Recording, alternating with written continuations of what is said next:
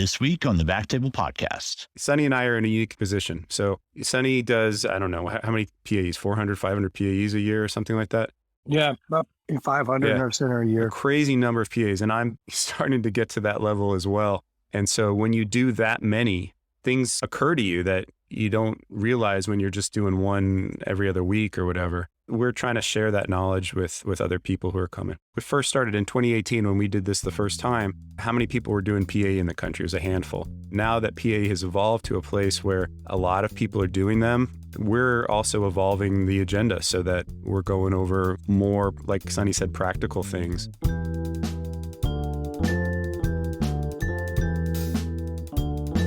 Hello, everyone, and welcome to the BackTable podcast, your source for all things interventional and endovascular. You can find all previous episodes of our podcast on iTunes, Spotify, and on BackTable.com.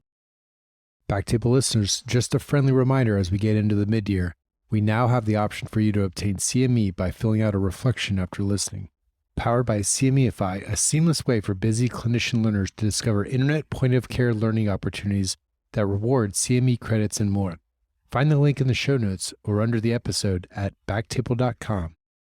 A very special episode today. I've got Sandeep Bagla and Ari Isaacson, friends, longtime friends of the show, veterans of the show, many, many times over. Probably double digits at this point with you guys, at least between the two of you.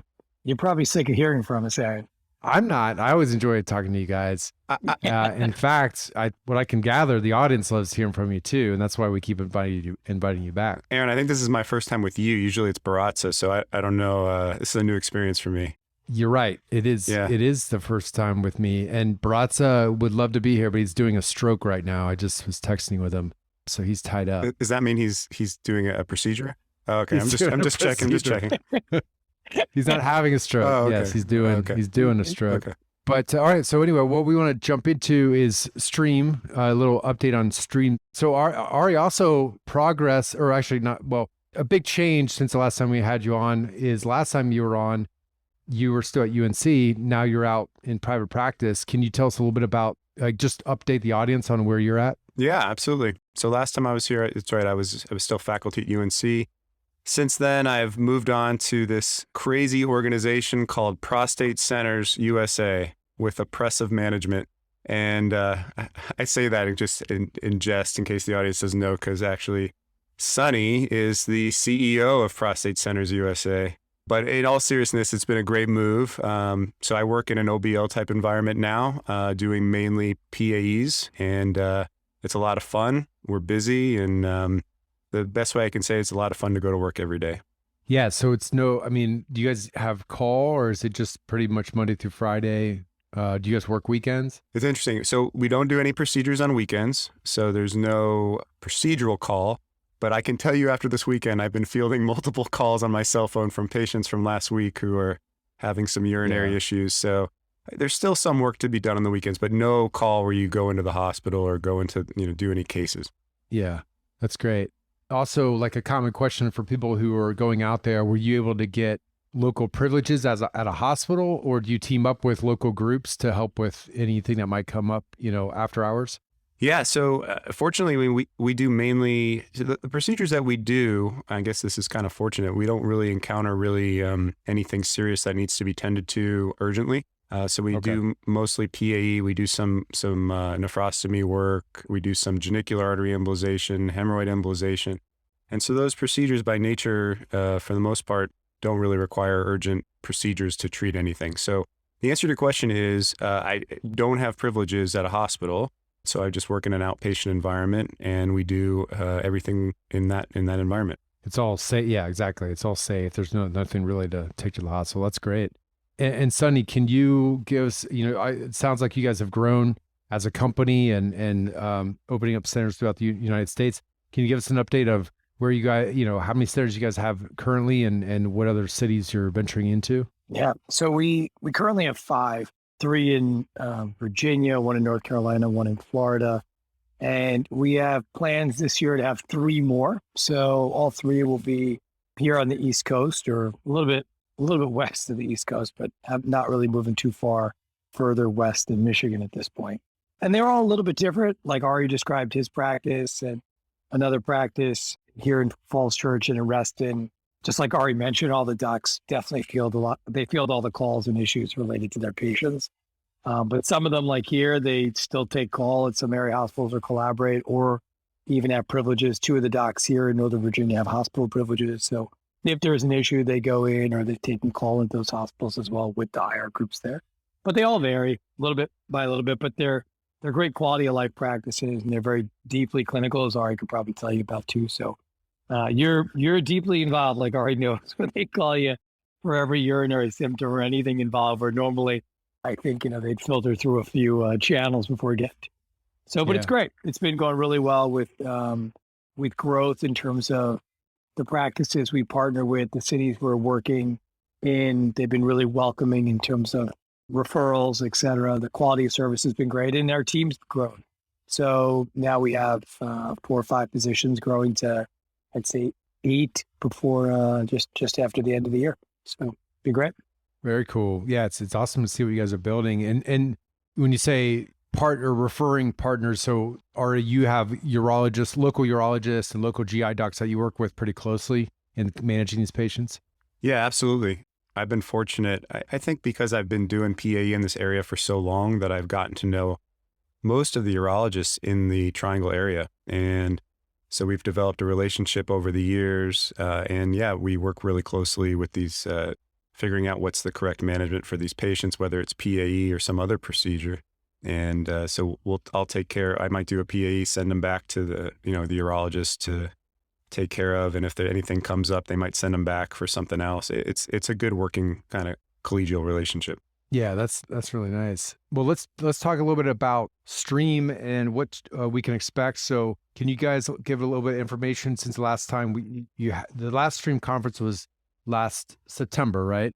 And I know at that time, I think it was like Delta there was a Delta surge and there was, it was still kind of touch and go in terms of people going to conferences. But I feel like this year, the gates have opened, people are back in action. I was just at AOA a couple of weeks ago. It was crazy, crazy crowded. People are definitely ready to get back out there and learn some stuff and see people they haven't seen in a long time. Can you tell our audience what to expect for Stream this year in September? So first of all, this is our 5th year doing Stream. Believe it or not, I don't think when we did our first Stream conference in 2018, we'd think we would make it to 2022 and still be doing Stream meetings. So I think to me, the theme, the way that Stream has been moving, we've been making it more of a multidisciplinary or multi-specialty type of conference. Thanks to a lot of Sunny's friends and colleagues in the DC area, we've now have all sorts of different physicians that come and speak other than interventional radiologists. So urologists, GI doctors, orthopedists. And I think that is representative of, we have to do as interventional radiologists to allow more patients to have our procedures is we have to be more open to our colleagues and invite them to our meetings and have dialogues. And so this year, what to expect? Well, we're going to have our usual PAE curriculum where Sunny does a talk and goes through 100 cases in about 18 minutes. And then we'll have we also, the lawyers are coming back. So I know a lot of people who have come in the past have sat through our malpractice session with the 2 lawyers. They're cousins and one's a plaintiff's lawyer and the other one's a defense lawyer for malpractice. So it's just a great session always. We're going to go over GAE. We're going to go over shoulder embolization. We're going to go over hemorrhoid embolization. Oh, we have thyroid embolization this year tucked in as well. So A lot of, obviously we focus on embolization and we're trying to just have material on all the newest applications of embolization.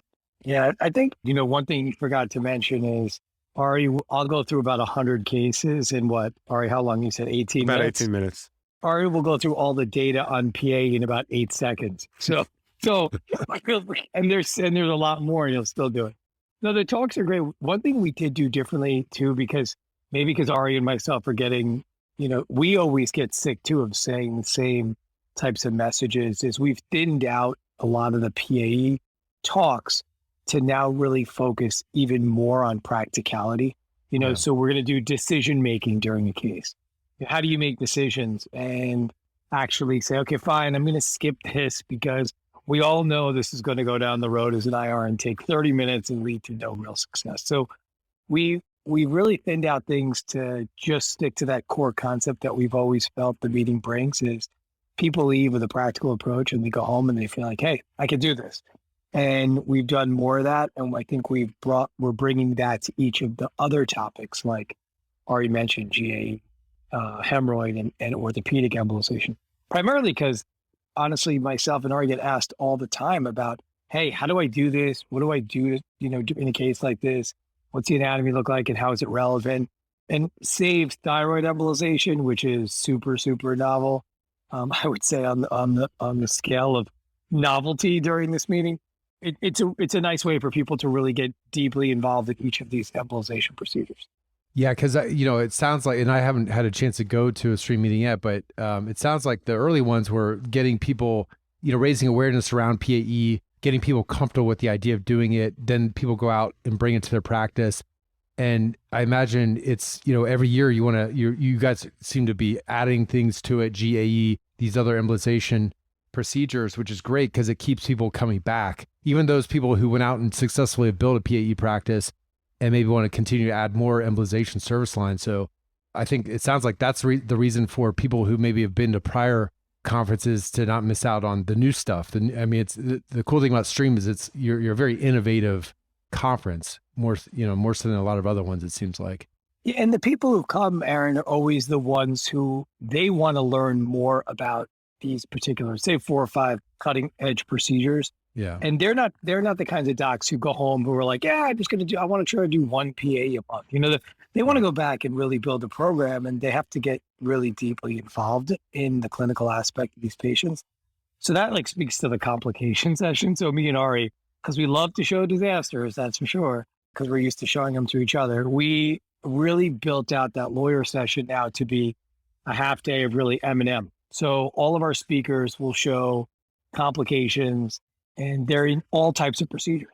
So in every type of procedure. And I think, like Ari mentioned earlier on, it's like he fields calls, I field calls. We all field calls on, hey, I have this pain, a tip of my penis or rectal area or thigh after an embolization. What's it from? And why do I have that? And so we're going to show real life case examples of these types of complications or issues that arise. Because now that people really understand the pathophysiology, the regular clinical management, the routine care patient, I think we decided, let's show the things that are very difficult and will arise in your practice if you start to get busy, and then, or even in your first case. And because we've been in that situation and we don't want other people to feel that same degree of uncomfortableness. But would you agree with that, Ari? Yeah, absolutely. I think something that you said earlier, Aaron, it's exactly right. Like the conference or, our agenda, we've evolved it with kind of the evolution of PAE, right? So exactly what you said, when we first started in 2018, when we did this the first time, how many people were doing PAE in the country? It was a handful, And so our content was more basic and kind of went through everything step by step. But now that PAE has evolved to a place where a lot of people are doing them, and we're also evolving the agenda so that we're going over more, like Sonny said, practical things instead of doing the same curriculum that you hear at every meeting where they say, what wire to use, what catheter to use, all that. This is more practical. Sonny and I are in a unique position. So I don't know. Sonny does, I don't know, how many PAEs, 400, 500 PAEs a year or something like that? Yeah, about 500 in our center a year. A crazy number of PAs. And I'm starting to get to that level as well. And so when you do that many, it's just things occur to you that you don't realize when you're just doing one every other week or whatever. And so we're trying to share that knowledge with other people who are coming. Yeah. And per usual, it sounds like it's going to be a fun group. Is it the usual suspects, the, Fishman and Mooley and Nutting and those guys, or anybody new or anybody different? Yeah, it's the same crew. It's the Fishman, and we got Riyadh coming out again this year. It's Riyadh Salem, and we have some of those other docs from other specialties. We have Alan Sag from Duke, who's going to talk about thyroid. So yeah, it's mostly the same crew though, and like when we select speakers, we want people who can not take themselves too seriously, laugh with us, allow me to interrupt them 5 times while they're talking and not get too angry. So we should, Aaron, get people to put their name in a hat, right? And say, how much are you willing to be heckled during a lecture or random things? Just actually not even talk to them. Maybe just talk to the audience during the talk. And can you handle it? And it's funny because these guys all know their space so well. So they don't mind and they love it. And Ari just has a good time, poking at them the entire time. So it's great. No, I think that's a great format, right? It's just, it opens it up for discussion along the way. So speaking of like practical stuff, I actually have some questions from the audience. Ali Baheti is planning on going this year, and she wanted to know, in addition to Stream, what can early IRs do to get more experience in PAE and GAE before doing them? Do you guys also proctor cases and stuff like that? Absolutely. That's a great question. So myself, Ari, and then some of the other doctors now also in prostate centers have gotten involved, even in the hemorrhoid area, in doing proctoring both with device company and then in partnerships with them, but also we've had physicians visit centers and learn there, sometimes even on their own, just to come out and watch and learn and see how to do things. There's obviously a wide array of physicians and their level of interest in how they want to engage and learn. Some of them want to learn through didactics, some through simulation, some through observation where they're coming in person to watch someone else do it. Or I would say the last, which is also not uncommon, is visiting out to their center. So after they book a case and they get someone, because they start to understand the clinical aspect and referral pathways, then someone will go out there and actually proctor them as well. So there are lots of methods by which to do that. Obviously, the core here, I think, extreme is to get that first didactic portion. Because if you don't have that core understanding and someone comes in the door and what happens is, even with a really good proctor, right? Ari or I could go out there. Let's say they come out and they watch a case, right? They come out and watch a case. They can come out to one of our offices and come see. We got 5 tomorrow or 6 tomorrow. So you can see a lot of stuff, but you're not going to see every possible scenario. And when you go back home, you may run into a different issue. You may feel uncomfortable, or in the post-operative care, you might as well. So I think the meeting has a good back-end purpose to it, if you will, but there's lots of proctoring opportunities too. Yeah. The other thing that Ali wanted to know, and I'm sure you guys cover this at Stream, and we've covered it times before on, prior podcasts around PAE specifically, is, how do you approach urologists for that conversation? And for GAE, how do you approach orthos or PMR or PCPs or geriatricians?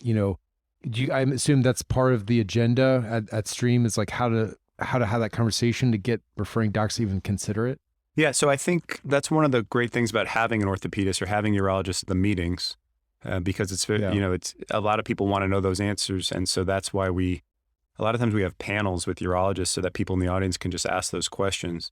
But I think it becomes pretty clear as we're talking, and that's just know your stuff, know the data, know how to describe the procedure and when it's indicated, and then speak to these potential referrers in a way that is emphasizing how you're going to enhance the patient's care, and not in a this is the question I've been asked ever since the beginning of when we started doing PAE. How do I get referrals from urologists? Well, don't go to them and make them feel like you're A, don't know what you're talking about, and B, trying to take their patients away. Yeah. Ari's hit a nail on the head. There's a huge expectation factor. And in a meeting setting, we'll have orthopedic surgery there, and actually 2 of them. In gastroenterology will be there, and urology. And, of course, in those environments, everybody's honestly ultra friendly about, hey, well, just tell me where you can help, right? Tell me to send your large glands. Tell me that I'll take the catheter dependent patients, or the ones who aren't candidates for knee surgery. But the reality is, and I just went into an orthopedic meeting this week, two of the docs here, we had a meeting with about 8 orthopedic surgeons, and this is what one of them, who's chair of the orthopedic surgery group, turns over after looking at the papers that we published, right? So this is the irony: is we're going to them very data driven, more than 10 years experience doing GAE, articles in their literature for both hemarthrosis and arthritis. And he looks at me and he goes, I got 4 minutes. Just tell me why you're here. And I think that kind of pressurized conversation is, if someone's not telling you that from a referring physician standpoint, we'll talk about it at the meeting and say, listen, that's what Ari's like, when Ari says know your stuff, imagine talking under that pressure and knowing your stuff. You really got to know it. You got to go in and you have to be focused on it, and you have to delve into it and say, listen, I'm going to make this really part of my practice. And that's not for everybody, but it is probably, like you said, for the attendees who come to this meeting, they really want to dive in deep. That's what I think they'll get out of it is how to have that conversation quickly. Yeah, it sounds like you have to have a well-crafted elevator pitch. Yeah, exactly. You do. Yeah. Yeah, and for all of these things, because one thing that IR often, right, as a specialty for some reason, this isn't universal to every interventional radiologist, but we often, because we're in a position of, thinking and knowing that our procedures are amazing and they're less invasive and they work. And even if you haven't been involved in clinical research or the development of these procedures, we're biased, right? Because we love what we do, all of us, right? So when we go to somebody, we expect just that to resonate with people, and it doesn't. So that's something we have to realize. So the knowledge has got to be there. Yeah, for sure. And it sounds like you guys provide that sort of knowledge, or you provide that knowledge there. And then beyond that, it's like going out and forming the skill set. Is there any, like, similar to, like, I remember I took the Y90 course at SIR and I got a certificate that said I went through the course. Do you guys have anything like that for Stream that maybe helps people, if they're in the hospital setting, get privileges for, starting to do these procedures, especially GAE? We give out koozies. Koozie that says Stream on it. It says Stream on it. Yeah. And then what you do is you put that in your office and you show people. Yeah. I love ours too. But the truth is, we don't offer that certification. Yeah. And the truth is, it's going to come with people's confidence, right? Now, they shouldn't be so confident that they're walking around the koozie in the hospital with a beer in it. But nonetheless, I think that, people come and they really dig deep and they take on that information. They'll get that confidence. They'll also get a koozie. So, now Ari's got to pick up a few hundred koozies. I don't know. Maybe we need to do T-shirts. I don't know. Like, I went to the Stream course and all I got was this T-shirt. Yeah. I didn't get a certificate. I got a T-shirt. So the swag's going to be koozies. Any other swag? I don't know. We'll see what's going to be this year. Hold you to that. No, we'll do something a little better than that, I think. Yeah. All right. We got to come up with something good. We're always working that angle. Trust me, swag's hard. I can't beat the hoodie. I don't know where to go after the hoodie. You can't beat the hoodie. You just can't beat the hoodie. Can't beat the hoodie. And I've tried. You should use that as a new logo, a motto for the BackTable. Can't beat the hoodie. Can't beat the hoodie. Exactly. Well, cool, guys. Well, also for our audience, we, Sonny, you and I, actually all three of us talked ahead of time about a promo code for registering. Sounds like you guys already have a good amount of people registered, just from talking to friends and colleagues that I know who are going. But for anybody who has yet registered, can we offer them anything for listening to this podcast? Absolutely. It's I want the koozie with a capital I. No, we got to tie it into BackTable, Aaron. So I think, what do we use? We use BackTable. I think it's BackTable 22, maybe. Let's try that. BackTable 22 for 25% off. BackTable 22? Let's do it. All right. Yeah. Let's do it. Any capitals or it doesn't matter? Or what? It's all caps BackTable 22. All caps. Got it. BackTable 22. For 25% off. All and right. they just go to Stream. thestreammeeting.com. Thestreammeeting.com. Yeah, thestreammeeting.com. It's kind of like the Ohio State University. Same type of thing. That's right. And the podcast. That's right. For all things endovascular and can't beat the hoodie. Yeah, can't beat the hoodie. Exactly. Well, great, guys. All right. So listeners, go to thestreammeeting.com and register today or register anytime before September. What are the dates again? It's September 17th. I have that right, Sonny? You got it. September 17th and 18th. And 18th. If you can. Oh, Yeah. By the way, we're bringing back the Bloody Marys and the mimosas on Sunday morning as enticement to get yourself out of bed and come down to the conference room and listen to some more talks. Yeah, the other enticement is we're showing all of our disasters in M&M session on Sunday. So that's always fun to stick around for. Yeah. It makes you feel good when you leave a meeting after seeing everybody else's. Yeah, it's good to know that the people who are teaching you are not entirely perfect. So yeah. Yep.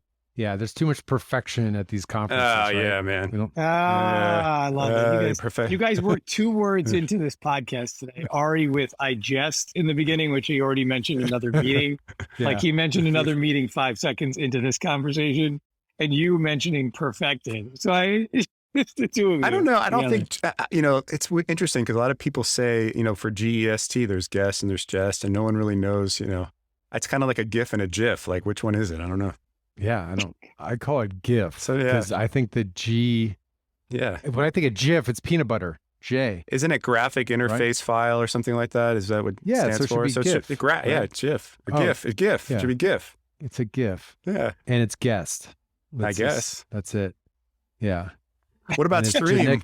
What And about it's stream? geniculate, right? It's definitely not geniculate. love It's this. I love genicular.